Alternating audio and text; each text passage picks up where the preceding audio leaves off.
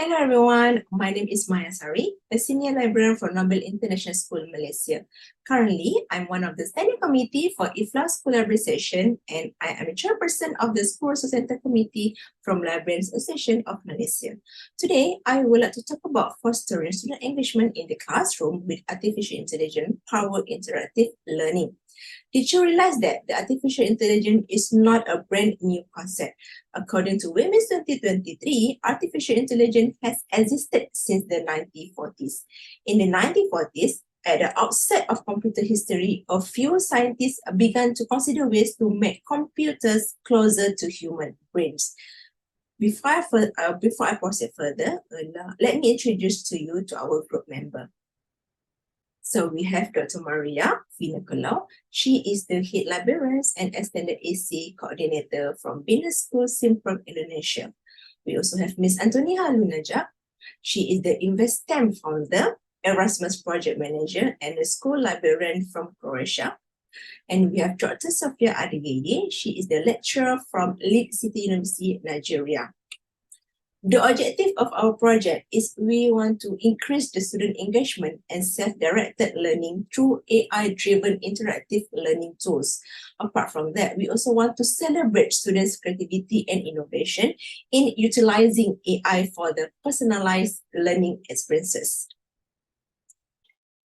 Allow us to share our related literature that we used in this study or in this presentation. If you've noticed, we came up with a table demonstrating the study or the title and the author, the methodology and the findings so that we can see the differences and the commonalities of methodologies and findings themselves. So the first one was conducted by Xiu and his colleagues way back in 2021, which is about the impact of artificial intelligence on learner-instructor interaction in online learning. The methodology that they explored were speed dating using a storyboard, and they were also able to analyze the voices of the participants, namely the 12 students and 11 teachers. The findings of their study suggest that all AI improved communication and offered personalized support. That was quite clear in the findings of their study. However, they also mentioned that there were some concerns in using the AI, which is about responsibility, surveillance, and individual voice of the users. Mascara, who conducted a very recent study, 2023, about chatbots and flipped learning, enhancing students' learning and learning outcomes through personalized support and collaboration. In his study, he made use of theoretical analysis approach, qualitative approach, and review of literature for his methodologies. And the findings of his studies reveal that AI enhanced students' engagement and outcomes, offering personalized support, fostering discussions, and motivating students. Now, this is similar with the result of Shaw about personalized support. But looking at the concerns and limitations in the use of AI, Bhaskara mentioned that there is a concern about data security and student privacy, which is somehow similar with Shaw and his friends or his colleagues about surveillance. So it all talks about the ethical usage of AI. Artificial intelligence and student-teacher interaction in online learning conducted by Pogeda, again a recent year, 2023. In his study, he made use of thematic analysis using a conceptual framework, which is quite different from Bhaskara. Bhaskara uses theoretical, while Pogeda uses conceptual framework. But similarly, they use qualitative approach. Yet Pogeda added one more method, which is the interview. And the finding of his study revealed that AI improved interactions between students and teachers, which is similar to the first study of, or to the study of Shaw and his colleagues.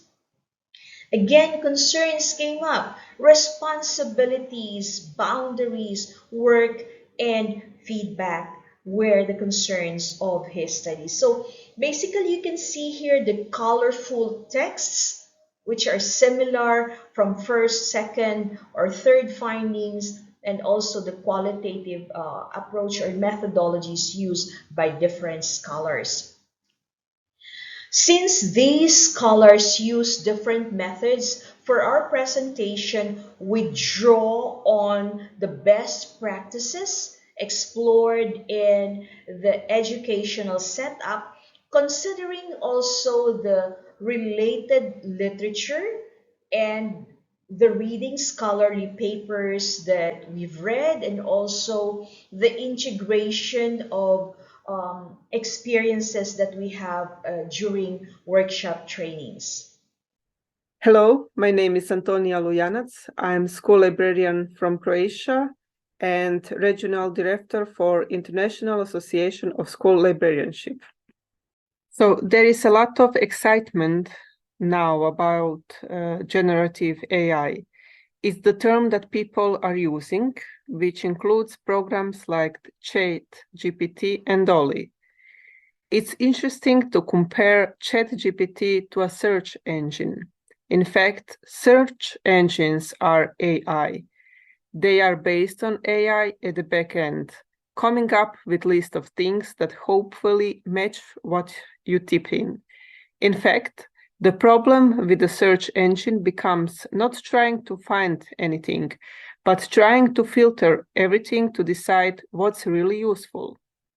So you can think of ChatGPT as the next step beyond a search engine, where instead of getting a list of things and then you decide which might be useful and you examine them, you get an answer that says, this is what I think you want. And that's the really more that AI taking charge than it's the AI saying, I can help you. Here is some things that you might look and decide about. But we must be aware that ChatGPT is not at a stage where it really understands what it is saying. And so it will make things up when it doesn't know them. Kind of a not very good student seeing it, they can fake out the teacher. And it will provide answers that are not customized to somebody's culture or reading level or other characteristics. So it's really quite limited. So there is a question answering assistant to help with students' questions, tutoring assistants and library assistants. There is even a social assistant that can help students in a large class meet other students who might be good learning partners. So now, as a teacher or a school librarian, I'm potentially surrounded by all these assistants who are doing parts of my job. You can focus much more deeply on personalization to individual students, on bringing in cultural dimensions and equity dimensions that AI does not understand and cannot possibly help with. The trick about AI is that to get it, we need to change what we are educating people. Because if you educate people for what AI does well, you are just preparing them to lose to AI. But if you educate them for what AI can do, then you have got control and better results. So that's the goal here. We have to change the way that we are educating young people, even older people at this point. I mean, everybody needs to change the way that they are learning about these things and interacting with them. AI can score really well on psychometric tests. We need to use performance assessments to measure what people can do, because that's emphasizing the skills that are going to be really useful for them. So let me give you an example. I think generative AI could make a big difference. So it can be very powerful, but I'm not seeing it discussed in all the hype about generative AI. And that's the evidence-based modeling for local decisions. So let's take climate change. One of the problems with climate change is that, let's say that you are in Malaysia and you read about all this flooding in Australia, and you say to yourself, well, I don't live in Australia, and I don't see why I should be worried about this stuff. Generative AI can reach out across topographic databases, meteorological databases, and other related databases, and demonstrate to our students what could happen in 2050. That really changed the dialogue about climate change, because now you are talking about, wait a minute. So we are talking about evidence-based modeling, and it's something that people are doing with generative AI right now, and it is perfect to motivate students to be more engaged. If we are thinking about the difference between teaching and learning, well, teaching is sort of pouring knowledge into the minds of learners, and learning is much more open-ended, and it's essential for the future because every time you need to learn something new, you need to be able to do self-directed learning. And where AI can be helpful with this is that AI can be like an intellectual partner, even when you don't have a teacher that can help you learn in different ways. For example, we can use AI for simulation. We can use AI as a powerful form of education for storytelling. And the point is that AI doesn't understand any of the questions that it's asking, but it can ask the questions, and then the child can start to think deeper than just repeating the story. So there's all sorts of possibilities here, and we just have to think of as new wine instead of asking how can AI automate order thinking about teaching and learning. So give students a description and teach them to turn it into a story, or teach them to turn it into something else that has a human and creative dimensions to it. So when we are thinking about AI, please don't be scared. AI is not smart. It really isn't. People would be appalled if they knew how little AI understands what it's telling you, especially given how many people seem to be relying on it, but is capable of taking over parts of what you do that are routine and predictable, and in turn, freeing up the creative and the innovative and the human parts that are really the rewarding part of both work and life. That I have used with my library ambassador from Nobel International School. So for the first application that I share with my students is I want them to create a book review, to write a book review in a very short time, okay? So they are using synthesis, all right? So as you can see, one of my library ambassador is written a book review by using the apps. The app's called Synthesia. So let's watch the video. My name is Akil.